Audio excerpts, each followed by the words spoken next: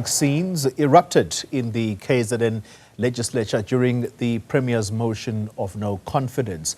This is after the Speaker refused to accept a secret ballot to take place. Premier Thami Ntuli survived the vote. The Speaker Nontembeko Boyce joining us now for her reflections of the scenes that we are seeing in the visuals that are on your screen right now. Let's talk to the Speaker of the KZN Legislature, Nontembeko Boyce. Speaker, good evening to you. Thank you very much for your time. Let's start the conversation with your own characterization of what happened at that sitting today. How would you characterize it? Good evening, Dr. Lee, and good evening to the viewers. The scenes that took place today were unfortunate and are not a true reflection of how we ourselves as public representatives should conduct ourselves. But the item on the agenda on its own was a needed item. It was a demonstration of that as legislators and public representatives, we can be able to discuss any clause of the Constitution that we are responsible for. We can be able to sit down, deliberate, and follow the Constitution, that which the Constitution has enjoined us to do. So that's how I saw it. Of course, there would be disagreements, but it is undesirable that the disagreements would end at the level that they end, especially when you always have a recourse. And whenever you are dissatisfied with the ruling, you have recourse.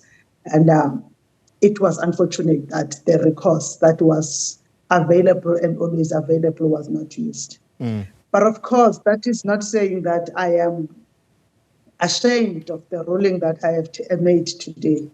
The ruling that I have made is one of those that the Constitution allows me. The Constitution empowers presiding officers to make rulings in terms of the rules and the Constitution. And I have used those powers that are given by the Constitution in the manner that I have chosen to do after applying my mind and getting legal counsel. Yeah. And I believe that, therefore, we should not have ended at the point that we ended at. Speaker, we'll revisit the content of discussions and what the motivation behind this motion of no confidence was about. Let me focus the attention for a moment on the chaotic scenes. Is it your evidence that people were manhandled inside the chamber?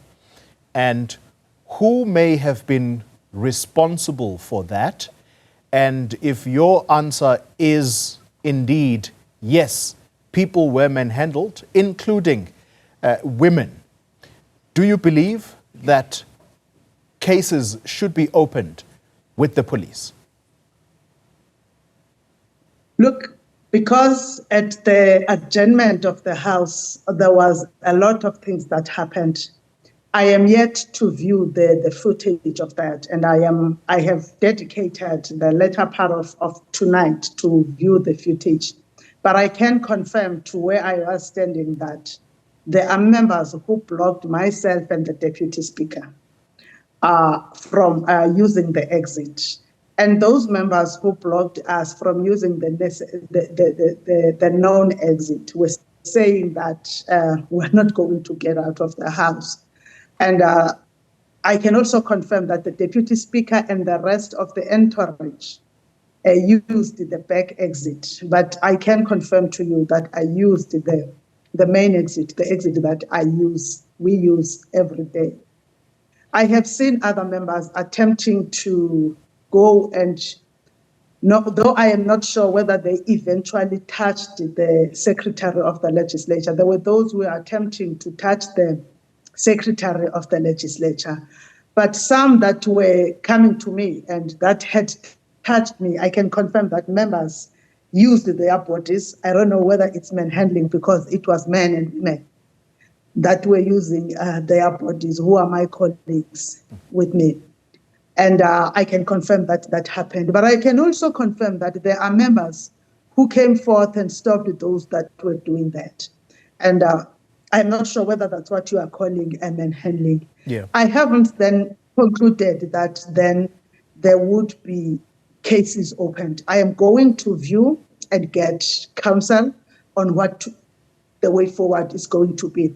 It's not easy to take a decision, probably when temperatures and emotions are high. I usually allow myself to cool down and also look at the evidence before us and see whether some of the actions were intentional or not. Then we take it from there. And also, before we go to opening case, check that are there no other avenues that can be used to address the impasse. Speaker, after I've done and considered all of that, I will make a statement. All right. Speaker, I would, I really would implore you to watch that footage back.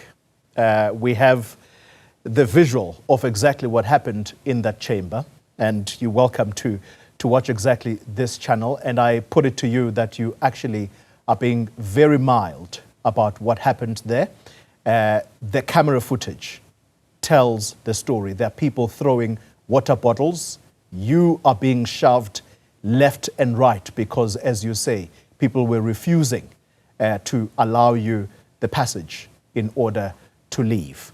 That aside, Speaker, Please.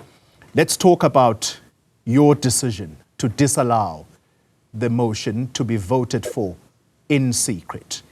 It does appear to have sparked the tension that we saw today. Why did you decide that this was not going to be a secret ballot? I have used, firstly, the allowance in the Constitution and including in the rules that you can decide to use any of the available options. And the persuasion that was given forth was not weighty enough to persuade us to think otherwise. The legislature of KwaZulu-Natal, since last year, we have been voting on questions before us, and we have been voting freely because you were allowed to vote as parties, but also allowed to vote against the will of your party to take an individual vote. There has never been an issue. We have voted also where you could vote your own self as a secret ballot when the legislature was being constituted. There has never been an issue. We have never really so far voted, although it is one of the available options, voted individually, where we want each member to stand up and take the side of voting, which is also provided for and is allowed as democracy. So we were using one of the available ones. Now, the thing about democracy is that it's not only democracy because you say so. It is democratic because it's part of the available options that are given to you by the Constitution. They used an issue of saying that the members have been threatened and now they may be afraid to vote. And I said, if the members that are saying have been threatened are still the same members that have been debating and calling for the removal of the same premier. So there is no issue then, because the members that they are mentioning, they mentioned Honorable Ngati, Honorable Makubane, Honorable Dex, and Honorable Mkhize.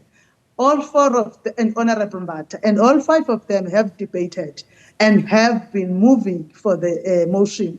Instead, they were pleading with members to vote for them. So I felt that there is not enough cause that is raised for not voting in a transparent way. Allow me to interject for a moment, Speaker.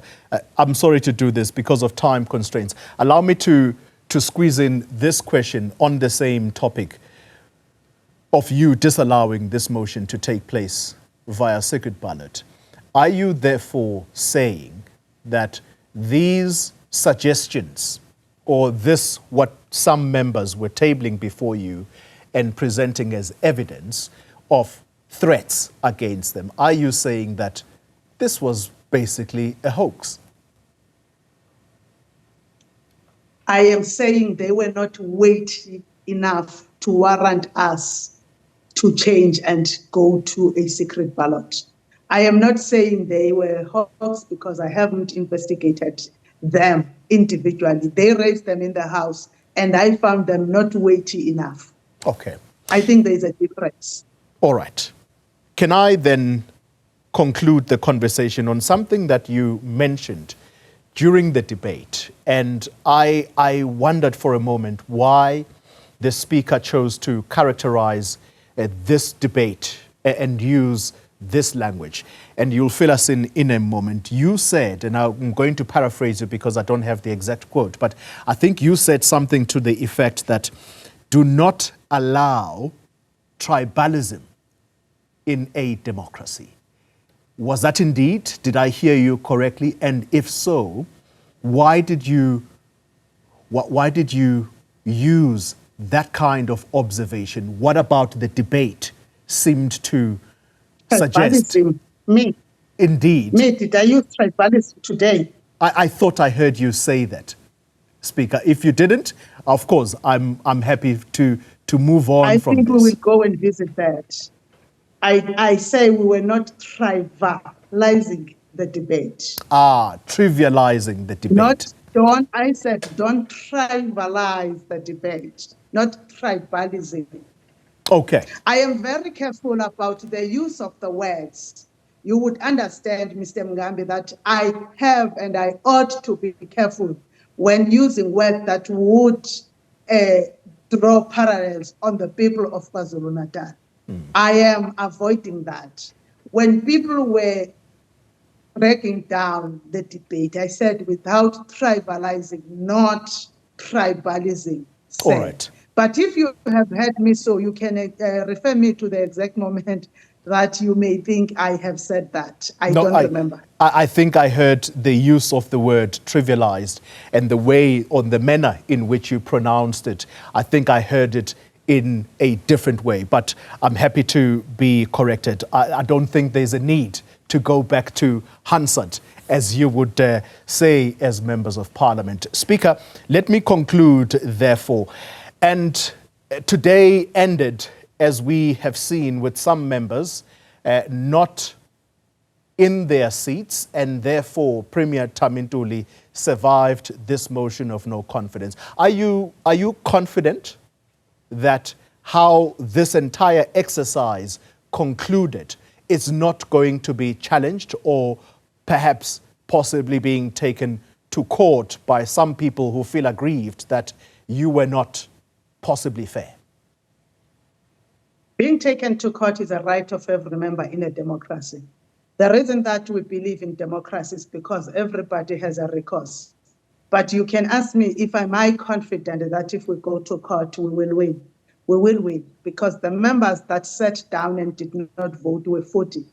So it goes without saying that the members that decided to disturb the voting were not 41. Because the majority of the members of the legislature of KwaZulu-Natal starts from 41 and above. And for the motion to pass, it needed 41 and above. So if you had 40 members that were sitting down, the presiding officer, which is the Speaker, was not voting, was not participating in the process. So I am confident. Speaker of the KZN Legislature, thank you very much for your time, Nontembeko Boyce, revisiting the scenes that we saw at that provincial parliament.